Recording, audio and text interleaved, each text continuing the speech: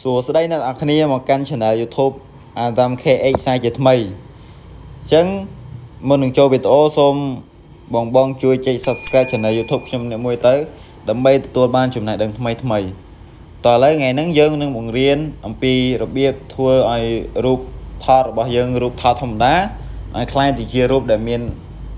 អាវធំពាក់មានផ្ទៃពណ៌ខៀវហើយ 4x6 ដើម្បីយើងយកទៅដាក់ CV ឬក៏មានតម្រូវការផ្សេងតឥឡូវមុនយើងចូលទៅបង្កើតជារូបភាពបានយើងត្រូវចូលទៅក្នុង Google Translate ចឹងវីដេអូនឹងខ្លីទេបងអាចមើលរហូតដល់ចប់បានចឹងយើងចូលទៅក្នុង Google Translate ហើយយើងសរសេរពាក្យថាយករូបហ្នឹងទៅបង្កើតជារូប 4x6 ផ្ទៃពណ៌ខៀវដើម្បីដាក់ពាក្យធ្វើការហើយពាក្យអាវធំអញ្ចឹងយើងត្រូវផាសជាអក្សរអង់គ្លេសដោយសារ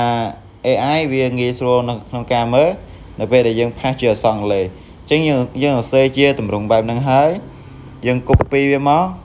បន្ទាប់មកយើងចូលទៅកាន់ Google ដើម្បី search យើង search ពាក្យថា Gemini នេះយើងសរសេរទៅ Gemini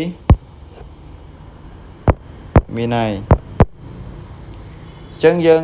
search នៅពេលដែលយើង search យើងឃើញទម្រង់បែបហ្នឹងហើយកម្មវិធីខាងលើហ្នឹងគឺ Google Gemini វាជួយបង្កើតរូបថតស្អាតឲ្យយើងទាំងអស់គ្នាបន្ទាប់ពីយើងបានឃើញ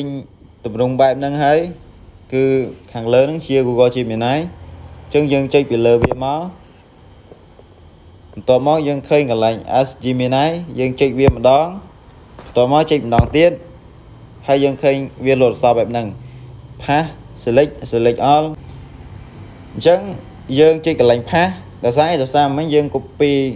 form យើងដើម្បីឲ្យវាបង្កើតជារូបភាពយើងចុចកន្លែង Pass ហ្នឹងមកវានឹងចេញ form ដែលយើងបាន copy មិញហើយយើងចុចកន្លែងសញ្ញាបូកដើម្បីយករូបយើងទៅបង្កើតជារូបពាក្យអាវធំតោះឥឡូវខ្ញុំយករូបហ្នឹងហ្មងទៅខ្ជិលរយករូបហ្នឹងហ្មងទៅហើយយើងចុចបញ្ជូនទៅវានឹងបង្កើតជារូបមួយឲ្យយើងហើយបន្ទាប់ពីយើងចុចបញ្ជូនហើយយើងចាំបន្តិចទៅដើម្បីឲ្យ AI វាបង្កើតជារូបភាពឲ្យយើងអញ្ចឹង admin recommend ឲ្យអ្នកនរគ្នាធ្វើតាមហ្នឹងដោយសារវាចំណាយពេលតិចហើយវាអត់អស់ថវិកាយើងទៀតតោះឥឡូវយើងចាំតិចទៅដើម្បីឲ្យនេះយើងឃើញរូបបែបហ្នឹងបើថាយើងគិតថាទទួលយកបានយើងក៏អូខេយើងចុចកន្លែង 3 ហ្នឹងមកហើយចុចកន្លែង share ហ្នឹងមកជាការស្រេចអញ្ចឹងវីដេអូខ្ញុំមានតែប៉ុណ្្នឹងដើម្បីទទួលបាននូវមេរៀនថ្មីទៀតសូមកុំភ្លេចជួយចុច Subscribe Channel YouTube admin អ្នកមួយផងបាយបាយសូមអរគុណសូមជម្រាបលា